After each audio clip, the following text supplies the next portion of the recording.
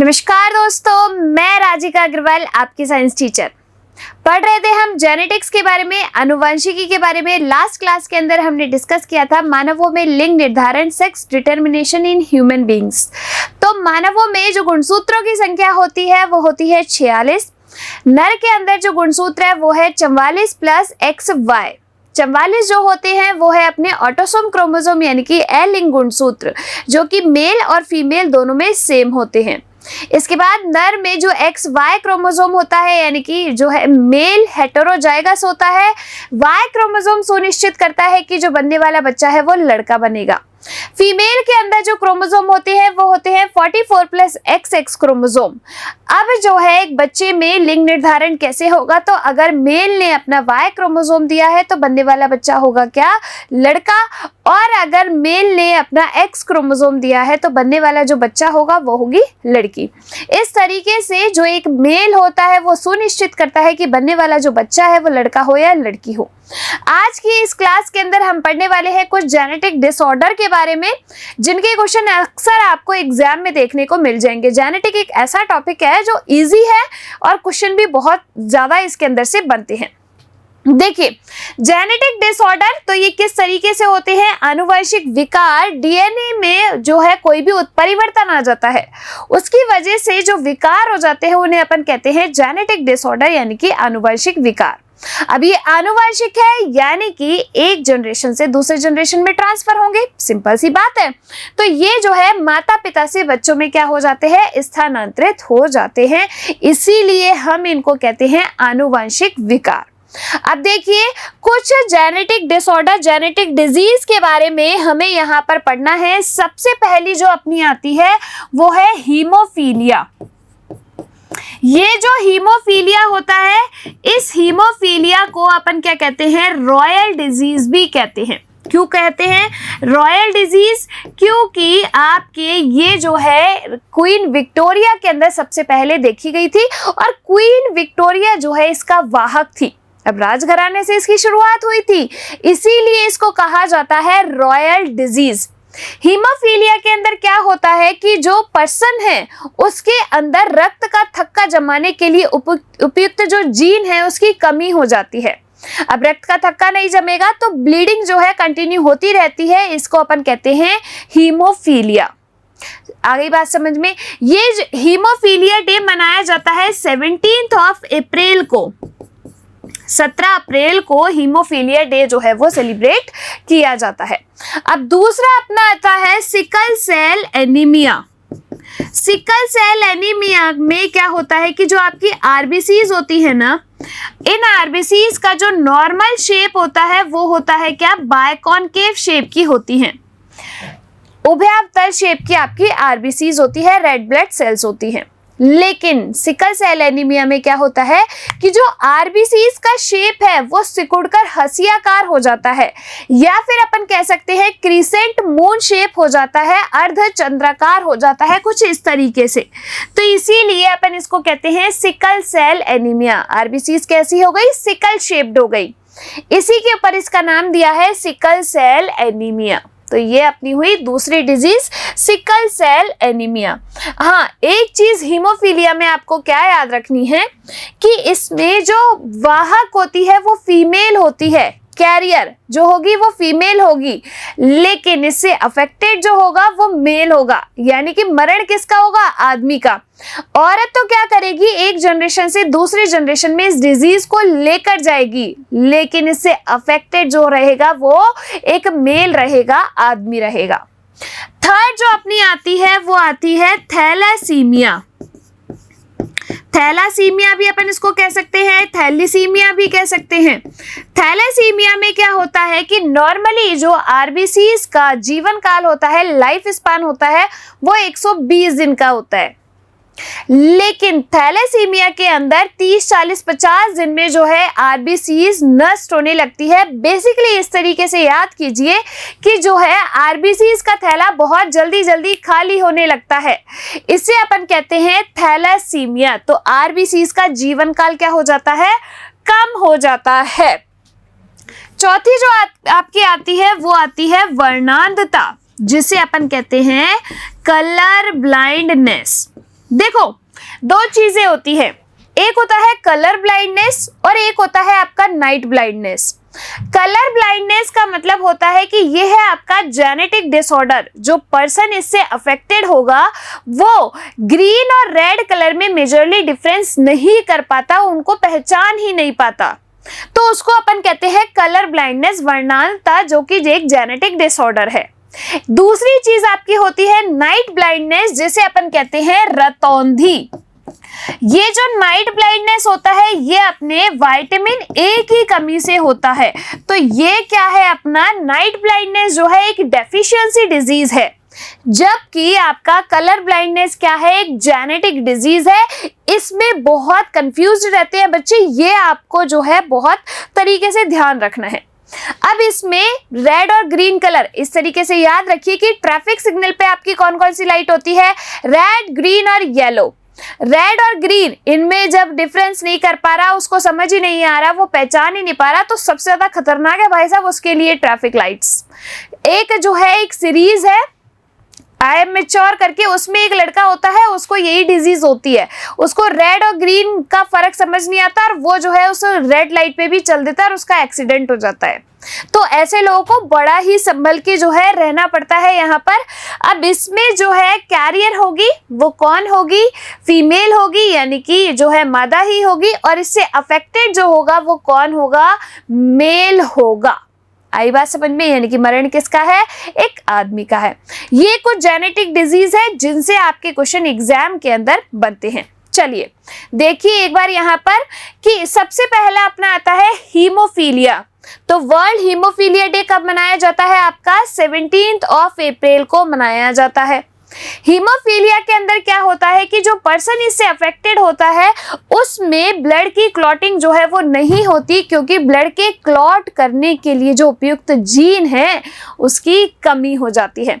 तो इस तरीके से अगर उस पर्सन को चोट लगी है तो उसमें जो है कंटिन्यू ब्लीडिंग होती रहती है। ये कंडीशंस उसमें देखने को मिल जाती है, किसके अंदर, हीमोफीलिया के अंदर। आई बात समझ में। तो देखिए haemophilia also known as royal disease, क्योंकि इसमें ये जो है क्वीन विक्टोरिया में हुई थी और अपने वंशजों में उसका वाहक थी। राजघराने से शुरुआत होने की वजह से अपन इसको कहते हैं रॉयल डिजीज। चोट लगने पर रुधिर का थक्का जो है वो नहीं जमता, क्योंकि उसके लिए उपयुक्त प्रोटीन की, उपयुक्त जीन की जो है क्या हो जाती है, कमी हो जाती है। केवल महिला रोग वाहक होती है, तो जो कैरियर होगी एक जनरेशन से दूसरे जनरेशन में ले जाने का काम करेगी वो कौन करेगी, फीमेल। अफेक्टेड कौन होगा, मेल होगा। ठीक है, आगे बात समझ में। चलिए दूसरा अपन देखते हैं, दूसरा अपनाता है sickle cell anaemia. Sickle cell anaemia के अंदर क्या होता है कि जनरली जो आपके आरबीसीज होती हैं, नॉर्मल आरबीसीज का जो शेप होता है वो होता है बायकॉन्केव शेप। अब बायकॉन्केव को अपन कहते हैं उभयावतल, लेकिन सिकल सेल एनीमिया के अंदर क्या होता है कि जो आरबीसीज होती है इस टाइप से आपको नजर आ रही है, ये क्रिसेंट मून शेप्ड। जनरली जो आकार होता है आरबीसीज का ये वाला होता है, बायकॉन्केव शेप की होती है, लेकिन सिकल सेल एनीमिया में क्या होगा कि सिकल शेप्ड जो है आपकी आरबीसीज हो जाती है, इसीलिए अपन इसको क्या कहते हैं, सिकल सेल एनीमिया कहते हैं। आई कि नहीं, यही बात समझ में। जो आपकी आरबीसीज होती है उनका जीवन काल होता है 120 दिन, और इन आरबीसीज को कहा जाता है क्या, एरिथ्रोसाइट्स। क्या कहा जाता है, एरिथ्रोसाइट्स कहा जाता है। ये जो आपकी आरबीसीज होती है ये क्या करती है, गैसेस एक्सचेंज का कार्य करती है, गैसेस ट्रांसपोर्ट का कार्य करती है।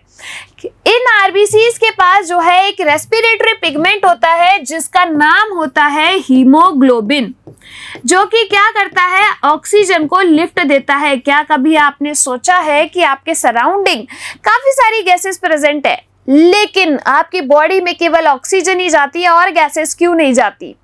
क्यों? क्योंकि आपके आरबीसीज के पास एक रेस्पिरेटरी पिगमेंट होता है जिसका नाम है हीमोग्लोबिन, जो कि क्या करता है, केवल और केवल ऑक्सीजन को लिफ्ट देता है। इसी हीमोग्लोबिन की वजह से हमारे जो ब्लड का कलर होता है वो कैसा होता है, रेड कलर होता है, लाल होता है। आ गई बात समझ में? तो इस तरीके से सिकल सेल एनीमिया में क्या होगा, सिकल शेप्ड आरबीसीज हो जाती हैं। देखिए इधर, ग्लोबिन पर उपस्थित ग्लूटामिक अम्ल के स्थान पर वैलिन अम्ल आ जाता है। देखो प्रोटीन की चेन होती है इस तरीके से, ये जो अपनी प्रोटीन की चेन होती है वो अमाइनो एसिड से मिलके बनी होती है, जैसे आपका मिथ्योनिन हो गया, जैसे वैलिन हो गया, ग्लूटामिन हो गया, इस तरीके से बहुत सारे अमाइनो एसिड जो है वो मिलके क्या बनाते हैं, आपके प्रोटीन की चेन बनाते हैं। अब इस प्रोटीन की चेन पे क्या होगा कि जैसे यहाँ पे मान लो ग्लूटामिक एसिड आने वाला था, लेकिन इस ग्लूटामिक एसिड को किसने जो है रिप्लेस कर दिया, वैलिन ने रिप्लेस कर दिया। इसकी जगह पर क्या आ गया, वैलिन आ गया, जिसकी वजह से ये जो आपकी आरबीसीज है वो क्या हो जाती है, सिकुड़ जाती है। तो आरबीसी सिकुड़ कर हसियाकार या फिर अर्धचंद्राकार हो जाती है, क्रिसेंट मून शेप्ड हो जाती है। आपने देखा है कभी जैसे खेतों में आप लोग जो है सब्जी वगैरह काटते होंगे तो जो काटने का वो औजार सा होता है उसकी शेप की आरबीसी हो जाती है, ठीक है, तो उसको अपन कहते हैं सिकल सेल एनीमिया। चलिए थर्ड अपना आता है थैलेसीमिया। तो आरबीसीज का जो जीवन काल होता है वो होता है 120 दिन। कितना, 120 दिन जो है आपके रेड ब्लड सेल्स का जीवन काल होता है। लेकिन थैलेसीमिया के अंदर क्या होगा कि ये जो आरबीसीज हैं वो जल्दी जल्दी नष्ट होने लगती है। अब आपके 30, 40, 50 दिनों में ये नष्ट हो जाने लगती है, तो आरबीसीज का नंबर क्या होता जा रहा है, कम होता जा रहा है। तो इसको अपन क्या कहते हैं, थैलेसीमिया कहते हैं। आई कैन, यही बात समझ में? तो देखिए एक तरीके से जो थैला है आरबीसीज का वो खाली होता जा रहा है। तो हीमोग्लोबिन निर्माण की प्रक्रिया में गड़बड़ी से उत्पन्न रोग है कौन, आपका थैलेसीमिया। आरबीसी तेजी से क्या होने लगती है, नष्ट होने लगती है, जिसे अपन कहते हैं थैलेसीमिया। नेक्स्ट अपना आता है वर्णांधता यानी कि कलर ब्लाइंडनेस। ये जो है एक प्लेट होती है जिससे पता चलता है, अब आप जो है यहाँ पर देख लेना कि आपको कलर दिखाई दे रहे हैं नहीं दे रहे हैं। अगर आपको ग्रीन रेड कलर ये दिखाई नहीं दे रहे तो भाई साहब जाके अपना चेकअप करा लो एक बार। ये जो है प्लेट है, इससे जो है पता लगाया जाता है, इससे चेक किया जाता है कि सामने वाले पर्सन को कलर ब्लाइंडनेस है या नहीं है। कलर ब्लाइंडनेस को अपन कहते हैं वर्णांधता। तो इसमें जो आदमी, इससे अफेक्टेड पर्सन जो है वो क्या होगा कि रेड और ग्रीन कलर में डिफरेंशिएट नहीं कर पाता, उनको पहचान नहीं पाता, रेड और ग्रीन कलर को पहचान नहीं पाता, उसको अपन कहते हैं कलर ब्लाइंडनेस। दूसरा मैंने क्या बताया था, एक नाइट ब्लाइंडनेस, जो कि क्या है, रतौंधी रोग, जो कि किसकी कमी से होगा, विटामिन ए जिसका नाम होता है रेटिनॉल, उसकी कमी से होगा। तो वो तो क्या हुई, आपकी एक डेफिशिएंसी डिजीज हुई, और ये क्या है, आपकी जेनेटिक डिजीज है। तो देखिए इसकी खोज जो है किसने की, हर्नर ने की। इसमें रोगी लाल तथा हरे रंग की पहचान नहीं कर पाता, कभी कभी वो ब्लू कलर भी जो है वो भी नहीं पहचान पाता। लेकिन मेजरली आपको दो रंग याद रखने हैं। कैसे याद रखोगे, रंग को अपन इस तरीके से लिख सकते हैं, ये क्या है आपका रंग, तो R से रेड और G से आपका ग्रीन। तो इन दो कलर में जो है डिफरेंशिएट नहीं कर पाएगा, इन दो कलर को आइडेंटिफाई नहीं कर पाएगा, ठीक है। देखिए अगर जो है पर्सन लाल रंग को पहचान नहीं पा रहा तो उसको अपन क्या कहते हैं, प्रोटेनोपिया कहते हैं। देखो इस डायग्राम के अंदर अगर आपको नजर आ रहा हो तो ये है आपका नॉर्मल विजन, यानी कि जिसको कलर ब्लाइंडनेस नहीं है, वो सारे कलर को पहचान पा रहा है। इसमें आपको दिख रहा होगा कि जो पर्सन है वो ग्रीन कलर को नहीं पहचान पा रहा। किसको, ग्रीन कलर को नहीं पहचान पा रहा। तो अगर वो ग्रीन कलर को नहीं पहचान पाता तो उसे अपन कहते हैं ड्यूटेरोनोपिया। क्या कहेंगे, ड्यूटेरोनोपिया। अगर जो है वो रेड कलर को नहीं पहचान पाता तो उसे अपन कहते हैं प्रोटेनोपिया। ये दो मेजरली आपको याद रखनी है। और थर्ड, अगर वो ब्लू कलर को नहीं पहचान पाता तो उसे अपन कहते हैं ट्रिटेनोनोपिया, ठीक है। आई बात समझ में? इस तरीके से ये जो है आपकी क्या है, कुछ जेनेटिक डिजीज है। अब जो है अपन आगे यहाँ पर पढ़ने वाले हैं गुणसूत्रीय विकार यानी कि आपके क्रोमोसोमल डिसऑर्डर। देखिए, गुणसूत्रीय विकार आपके दो तरीके के होते हैं। एक है आपका एलिंग गुणसूत्रीय विकार, यानी कि आपके ऑटोसोम क्रोमोसोम पर कोई जो है चेंजेस हुए तो उन्हें अपन कहते हैं एलिंग गुणसूत्रीय विकार। दूसरे आपके आते हैं लिंग गुणसूत्रीय विकार। तो जो आपके दो क्रोमोसोम है, सेक्स क्रोमोसोम दो ही तो है भाई, मेल के अंदर XY है, फीमेल के अंदर XX है। तो अगर आपके सेक्स क्रोमोसोम पर कुछ विकार उत्पन्न हो जाए तो उन्हें अपन कहते हैं लिंग गुणसूत्रीय विकार। अब इसको इस तरीके से समझिए, दो ट्रिक है, दो ट्रिक में सारे गुणसूत्रीय विकार आपको याद हो जाएंगे। कैसे? और एग्जाम में लगा के ले लो, महिला पुलिस अधीक्षक, चाहे आपका रीट का एग्जाम हो, चाहे कोई भी एग्जाम ले लो, SI का एग्जाम ले लो, इसके गुणसूत्रीय विकार के क्वेश्चन जो है बहुत बनते हैं। कैसे? देखो, सबसे पहले यहाँ पर देखिए एलिंग गुणसूत्रीय विकार। क्या? एलिंग गुणसूत्रीय विकार, जो कि किस पे होंगे? ऑटोसोम क्रोमोसोम पे। ऑटोसोम क्रोमोसोम की संख्या कितनी है अपनी? 44 है, 22 पेयर है। आपको क्या ट्रिक यहां पर याद रखनी है? ट्रिक आपकी ये है, 13 को पटाऊं, 18 को वर्ल्ड ट्यूर कराऊं, 13 को पटाऊं, 18 को वर्ल्ड ट्यूर कराऊं और 21 को डायमंड रिंग दिलाऊं। एक लड़का है जो अपने प्रॉमिस कर रहा है किसी को, क्या कि 13 को तो पटाऊं, 18 को वर्ल्ड टूर कराऊं, 21 को डायमंड रिंग दिलाऊं। ये ट्रिक आपको यहां पर याद करनी है। अब देखो, इस ट्रिक को लिखने का मतलब क्या है? सबसे पहले यहां पर लिखा हुआ है 13 को पटाऊं, यानी कि अगर 13वें गुणसूत्र पर ट्राइसोमी हो जाती है, यहां पर क्या होगा? ट्राइसोमी होगी। ट्राइसोमी का मतलब होता है कि दो की जगह कि आपके गुणसूत्र जो है इस तरीके से प्रेजेंट होते हैं जोड़े में, इन दो की जगह जो है 3 गुणसूत्र आ जाते हैं, तो इसको अपन कहते हैं ट्राइसोमी। तो अगर 13वें गुणसूत्र पर ट्राइसोमी होती है तो उससे होगा पटाऊ सिंड्रोम। ठीक है। अगर 18वें गुणसूत्र पर ट्राइसोमी होती है तो वर्ल्ड से आपको बनाना है एडवर्ड सिंड्रोम। क्या? Edward syndrome. और आपके जो है 21वें गुणसूत्र पर ट्राइसोमी होती है तो डायमंड से आपको बनाना है डाउन सिंड्रोम। क्या? Down syndrome. तो अगर 13वें गुणसूत्र पर ट्राइसोमी पटाऊ सिंड्रोम, 18वें गुणसूत्र पर ट्राइसोमी एडवर्ड सिंड्रोम और 21वें गुणसूत्र पर ट्राइसोमी तो आपके हो गया डाउन सिंड्रोम। ये क्या है? आपके एलिंग गुणसूत्रीय विकार है, यानी कि ऑटोसोम क्रोमोसोम पर चेंजेस होने की वजह से, उनकी संख्या में चेंज होने की वजह से। ठीक है। फिर अपना आता है क्या? लिंग गुणसूत्रीय विकार, यानी कि ये किस पर होंगे? सेक्स क्रोमोसोम पर होंगे, जो कि अपने कितने होते हैं? 2 होते हैं। अब इसमें आपको क्या ट्रिक याद करनी है? तो देखो यहां पर इसकी जो है आपकी ट्रिक रहेगी, फिल्टर कब टर्न करना है। ट्रिक क्या है आपकी? इसके लिए जो ट्रिक रहेगी वो होगी फिल्टर कब टर्न करना है। ठीक है। फिल्टर कब टर्न करना है? देखो, फिल्टर से आपका क्या बनेगा? क्लाइनफेल्टर बनेगा। फिल्टर से क्या बनेगा? क्लाइनफेल्टर बनेगा भाई साहब। इसके बाद कब से आपका क्या बनेगा? जेकब बनेगा, जेकब सिंड्रोम। और टर्न से क्या बनेगा? टर्नर सिंड्रोम बनेगा। क्या बनेगा? Turner syndrome. आई नहीं आई बात समझ में?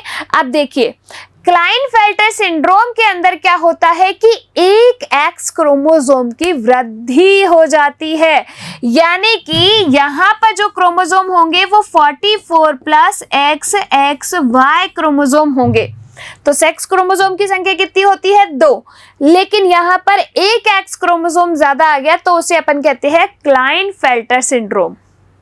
ठीक है। आपसे एग्जाम में क्वेश्चन किस तरीके से पूछता है? देखो, क्वेश्चन ऐसे बनेगा, 13वें गुणसूत्र पर ट्राइसोमी को क्या कहते हैं? 18वें गुणसूत्र पर ट्राइसोमी को क्या कहते हैं, या फिर उल्टा ऐसे पूछेगा डाउन सिंड्रोम में कौन से गुणसूत्र पर ट्राइसोमी होती है, ऐसे।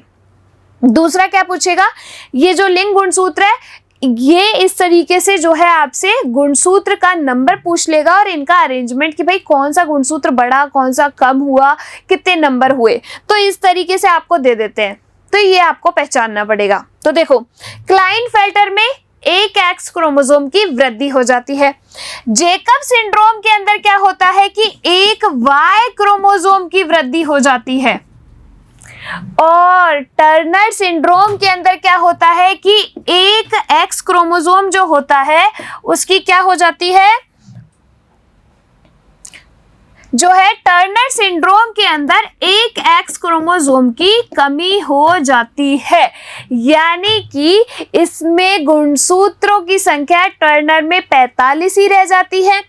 क्लाइनफेल्टर और जेकब में गुणसूत्रों की संख्या 47 हो जाती है। और ये टर्नर काफी बार पूछा जाता है, क्योंकि ये जो टर्नर सिंड्रोम होता है ना, ये केवल स्त्रियों में होने वाला विकार है, गर्ल्स के अंदर जो है ये होता है।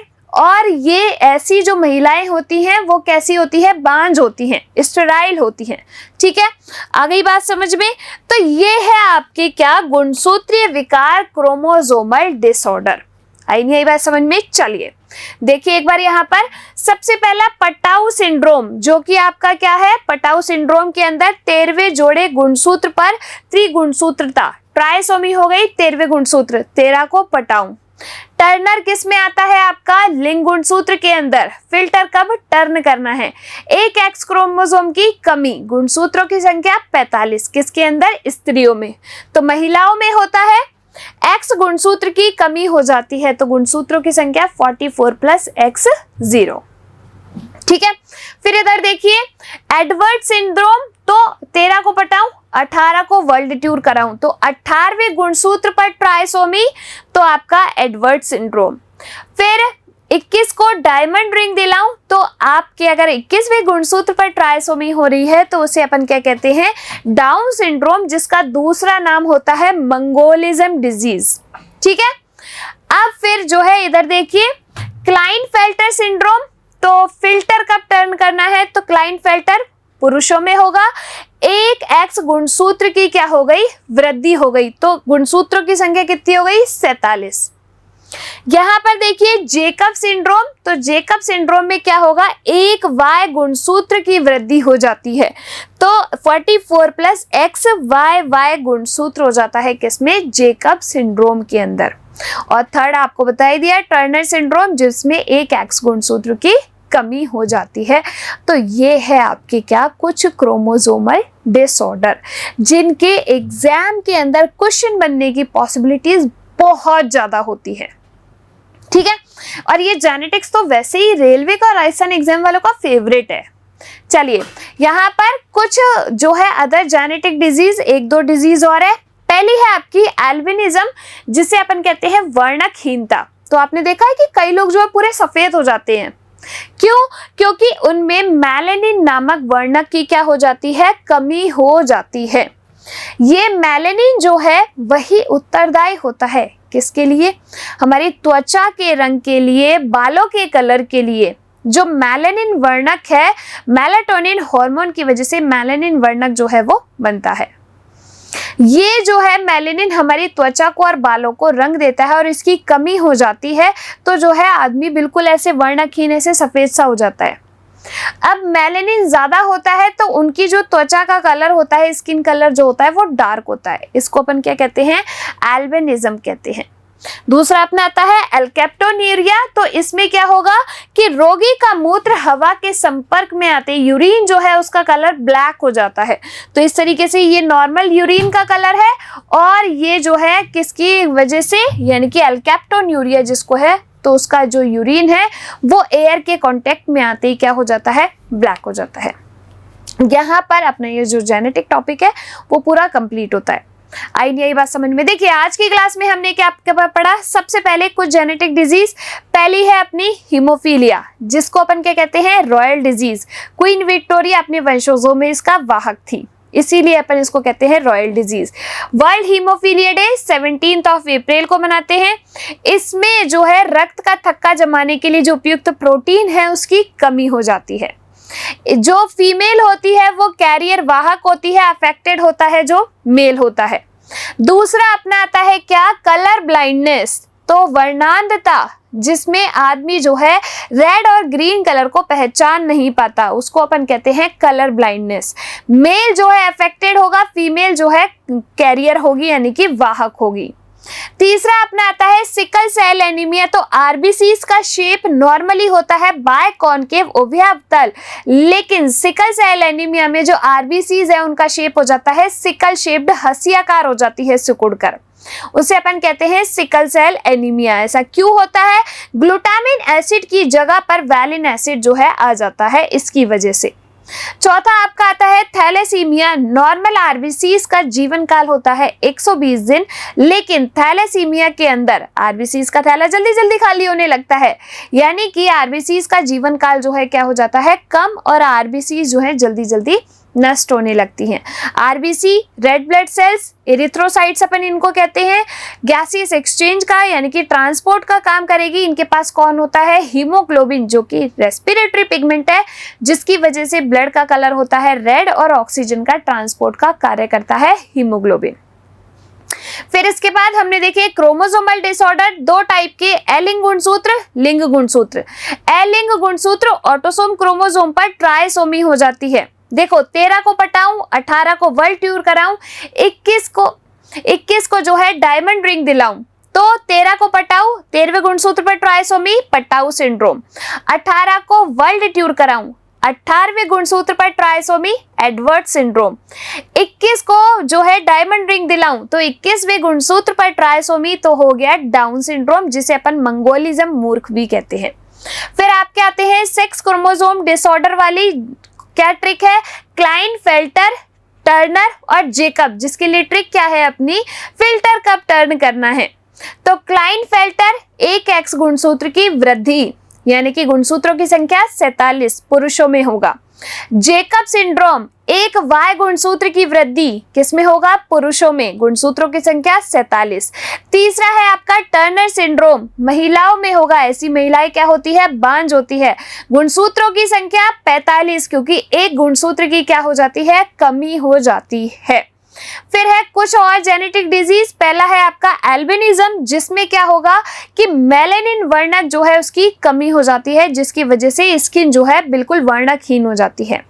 दूसरा है एल्केप्टोन्यूरिया, तो इससे जो प्रभावित रोगी है उसका यूरिन जो है, मूत्र हवा के संपर्क में आते ही कैसा हो जाता है, ब्लैक पड़ जाता है, इसे अपन कहते हैं क्या, एल्केप्टोन्यूरिया। तो ये हुई अपनी जेनेटिक यहाँ पर कंप्लीट। मिलेंगे अपन अगली क्लास में एक नए टॉपिक के साथ, तब तक इसको पढ़ते रहिए, रिवाइज करते रहिए।